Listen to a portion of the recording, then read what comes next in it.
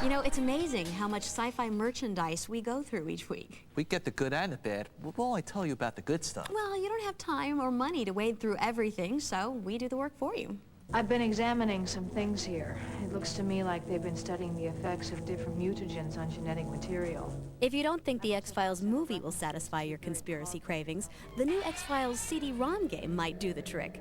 What makes this a best bet is that even the top computer gamers will need up to 30 hours to solve this X-Files case. Are you Dana Scully? Players become an FBI junior field agent and interact with Scully and Mulder, examine clues, and try to solve an extremely intricate mystery. Cover me. You got it. There are also places in the game where good marksmanship comes into play. The X-Files game is available for both Windows 95 and Power Macintosh computers. Now, I've already seen the X-Files movie, and I loved it. But, of course, you're already a member of the Gillian Anderson Testosterone Brigade. Well, that's why I asked Amanda Finch to check out the film and give us her unbiased opinion.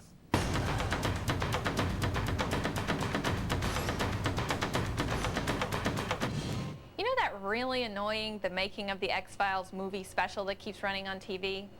You know the one. The one that doesn't explain anything about the X-Files movie? The one that just teases you with glimpses of shadowy men and hints of on-screen romance? Well, guess what? Today they're going to charge you $8 to see it. Don't worry, I'm not going to spoil any big secrets for you about the X-Files movie. I don't know any big secrets. Yeah, I watched the movie, and here's what I learned. First of all, that there's a government conspiracy. And you have conclusive evidence of this? Second, it involves aliens, I think. So much for little green man. Third, Mulder and Scully may or may not be in love. They're trying to divide us on this, and we can't let them. Mulder, they have divided us. After 5 seasons, I was hoping for a little more. After 5 seasons, I was hoping that the explanation to the whole thing wouldn't read like an episode of Dark Skies.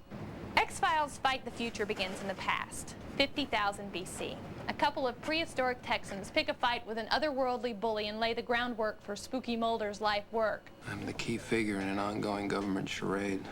The plot to conceal the truth about the existence of extraterrestrials. To be fair, the movie starts with a bang, literally, and keeps you jumping with explosions, killer bees, monstrous aliens, black helicopters, and another Scully near-death experience. Scully has become like Kenny on South Park. She's been abducted, implanted, tattooed, given cancer. Maybe next season she'll get poisoned on the tetherball court. Anderson and Duchovny are strong and comfortable in their on-screen skins. I was glad to see that the spirit of their relationship was maintained, even if character development was skimped on in favor of more chase scenes. The lone gunmen make a delicious little cameo. Martin Landau plays a lovable kook that I'd love to see again, and the soundtrack rocks. The problem is that there's nothing in X-Files Fight the Future that couldn't have been done in a 2-parter on TV. Okay, there are some cool effects, but that's not why I watched the X-Files. Okay, I understand that Chris Carter wanted to keep enough mystery in the show so that he could still come back in the fall. So don't make a movie. Wait until you have something to say that requires epic big screen proportions and $8 a head. Wait until you're ready to actually solve the mystery. Wait until you're ready to make a movie. I'm Amanda Finch, and that's just my opinion. What is Fox Mulder's nickname at the FBI? The answer in a moment.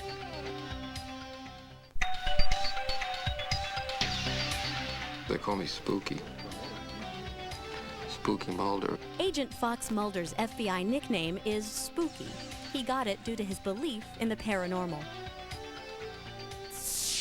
Okay, last week we spoke to Chris Carter and Gillian Anderson, and we just reviewed the X-Files movie. Now, at long last, it's time for my favorite X-Man, David Duchovny. We're just X-Files all the time. Welcome to the X-Files Network. QVC, X-Files, we're selling posters, X-Files rings, X-Files watches. We've got a bust of Chris Carter that says the truth is out there. David Duchovny's a little overwhelmed these days. The X-Files TV series has pretty much consumed his life for the last 5 years. And now, with the X-Files film in theaters, he's busy promoting that as well. Well, we're FBI agents. You're not FBI agents. How do you know? Because y'all look like door-to-door salesmen. Away from the set, David will finally be able to spend more time with his wife, Deep Impact star Téa Leoni. The X-Files is setting up shop in Los Angeles after calling Vancouver home for the past 5 years. I find it nice to go home to Téa every day, you know, now that we live in the same city. I find it, you get to think about important things more and think about the extraneous business less. David says that like any married couple, he and Téa have had a few fights, but nothing major. I wondered if the X-Files movie had opened the same weekend as Deep Impact, how that might have affected their relationship. It would have been a problem for Deep Impact, I think. But Deep Impact was a good film. We were both really pleasantly surprised at that. I mean, I'm not like a big disaster film fan, and I thought it was really well done, and she was happy with it too. At the moment, the couple have no plans for children, but David does envision being a dad one day. I hope I would be a good one. You know, I hope that I would be a good listener. I always think, you know, your parents make mistakes with you like they have to, and then you grow up and you don't make those mistakes. You make different ones, you know, so I'm looking forward to seeing the mistakes that I make. I know the ones that I won't make. While Duchovny's parenting skills have not been tested yet, his X-Files character is considered a role model by many of the show's young fans. But critics have questioned if the dark and often disturbing subject matter is something kids should be watching. What killed those men? What killed them, I won't even write about. We have no context for what killed those men. Thinking back to when I was a kid, I know that I had a rich, scary imagination. You know, you enjoy being scared as a kid. So I think it's kid nature to love to be scared. And all the other stuff that may be harmful or difficult for children to handle, I don't think they get it. You know, I think they don't even care about story half the time. They just care that it's dark and other people are scared. You know, that's what they get into. Both kids and adults seem to be into the X-Files.